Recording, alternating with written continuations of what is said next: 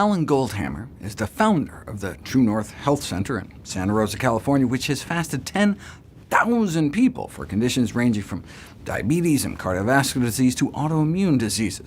He noted that conditions that seem to be tied to dietary excess tend to respond predictably to the use of fasting, followed by a health-promoting diet, which he describes as a low-salt, all-plant, high-fiber, low-fat, low-protein, and low-sugar diet.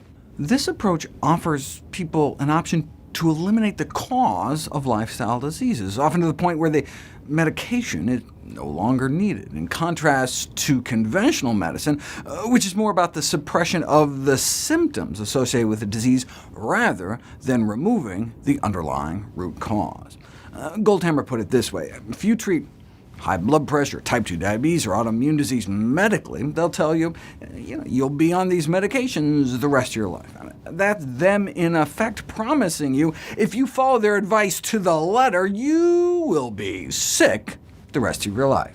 Preliminary data suggests fasting may benefit metabolic diseases, pain syndromes, high blood pressure, chronic inflammatory diseases, allergic diseases, and psychosomatic disorders. But the highest level of evidence we have for the benefits of fasting are in regards to rheumatic diseases, autoimmune inflammatory joint diseases, like rheumatoid arthritis. Nearly a century ago, it was written that diet treatment is not generally recognized by the medical profession as one of the weapons with which to attack such diseases. This attitude persisted until relatively recently, but a systematic review of controlled trials has since shown a statistically and clinically significant beneficial long-term effect. Rheumatoid arthritis has a well-known genetic component, but the concordance rate, the chance that a pair of identical twins both get it when one has it, is probably under 30%, despite having the same genes, leaving 70% to be explained by non-genetic factors. Even if we don't know exactly what those factors are, fasting has been compared to rebooting the hard drive in a computer. Sometimes the drive gets corrupted, and you don't know exactly what the problem is, but if you just turn it off and reboot it, that corruption may get cleared out. The evidence base started with case reports, fasting followed by a plant-based diet, remarkable reports of years of pain and stiffness gone within a week, and more importantly, stayed gone on the healthier diet. One after another like that, but case reports are just glorified anecdotes. There have been studies going back decades suggesting fasting may represent the most rapid available way to induce relief of arthritic pain and swelling for patients who have rheumatoid arthritis, but the studies often failed to have control for the placebo effect, which is especially important when it comes to relying on self-reported subjective symptoms, such as pain and general well-being.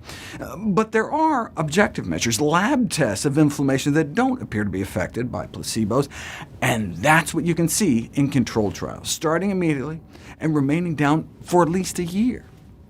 10 different measures of inflammation significantly decreased after the fasting and subsequent meat and egg-free diet, whereas none of the parameters budged in those disease victims that continued to eat their regular diets. And the squelching of inflammation translated into a significant reduction in pain, morning stiffness, a loss of grip strength, and number of tender and swollen joints. Even a year after the trial was over, those who benefited from the diet continued to benefit in terms of pain, stiffness, tender and swollen joints, presumably because they stuck with it. There's little doubt that while fasting, both inflammation and pain are relieved. But if you go back to the same diet you were on before, the inflammation returns unless, evidently, the fasting period followed by a vegetarian diet. Why might that be? Well, it could be due to the changes in the microbiome. The improvement in symptoms coincided with a significant alteration of the intestinal flora, which may somehow be beneficial, perhaps by strengthening the gut barrier. We know fasting can decrease the leakiness of the gut in rheumatoid arthritis patients, but we don't yet know what role, if any, it plays in the disease process. It could be as simple as eicosanoids, the mediator of inflammation that are formed from arachidonic acid. Arachidonic acid is a long-chain inflammatory omega-6 fatty acid found in animal fats. The biggest contributors are chicken and eggs. which together contribute nearly half of American intake. That's been suggested as an explanation of why those eating more plant-based appear to have better mental health. They're not suffering the cascade of neuroinflammation caused by arachidonic acid. Why removing eggs, chicken, and other meat was shown in a randomized controlled trial to improve mood, suggesting the arachidonic acid might be negatively impacting mood states, and may help explain the impact of more plant-based diets on inflammatory diseases like rheumatoid arthritis.